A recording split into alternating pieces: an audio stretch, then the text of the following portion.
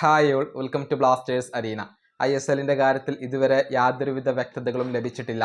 അതുകൊണ്ട് തന്നെ നാളെ മുതൽ കേരള ബ്ലാസ്റ്റേഴ്സ് തങ്ങളുടെ എല്ലാവിധ ആക്ടിവിറ്റികളും സസ്പെൻഡ് ചെയ്യുകയാണ്. താൽക്കാലികമായി കൊണ്ട് എല്ലാ പ്രവർത്തനങ്ങളും നിർത്തിവെക്കുകയാണ്. ഇക്കാര്യം നേരത്തെ തന്നെ പുറത്തേക്ക് വന്നിരുന്നു.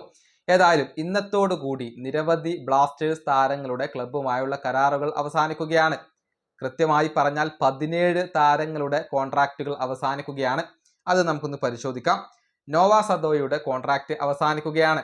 അതായത് ഇതുവരെ ലോൺ അടിസ്ഥാനത്തിലായിരുന്നു അദ്ദേഹം കളിച്ചിരുന്നത്. ഇന്നത്തോടുകൂടി അദ്ദേഹത്തിന്റെ കേരള ബ്ലാസ്റ്റേഴ്സുമായുള്ള കോൺട്രാക്ട് പൂർത്തിയാവുകയാണ്.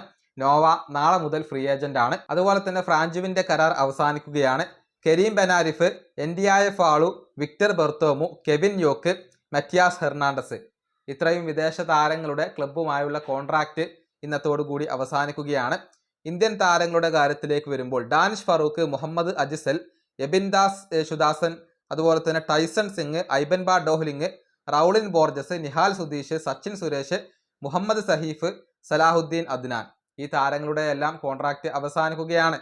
എബിൻദാസിന്റെ കാര്യത്തിലേക്ക് വരുമ്പോൾ അദ്ദേഹത്തിന്റെ കോൺട്രാക്ട് 2 വർഷത്തേക്ക് പുതുക്കി എന്ന റിപ്പോർട്ടുകൾ പുറത്തേക്ക് വന്നിരുന്നു. പക്ഷേ കേരള ബ്ലാസ്റ്റേഴ്സ് ഒഫീഷ്യലായിക്കൊണ്ട് അക്കാര്യം അറിയിച്ചിട്ടില്ല.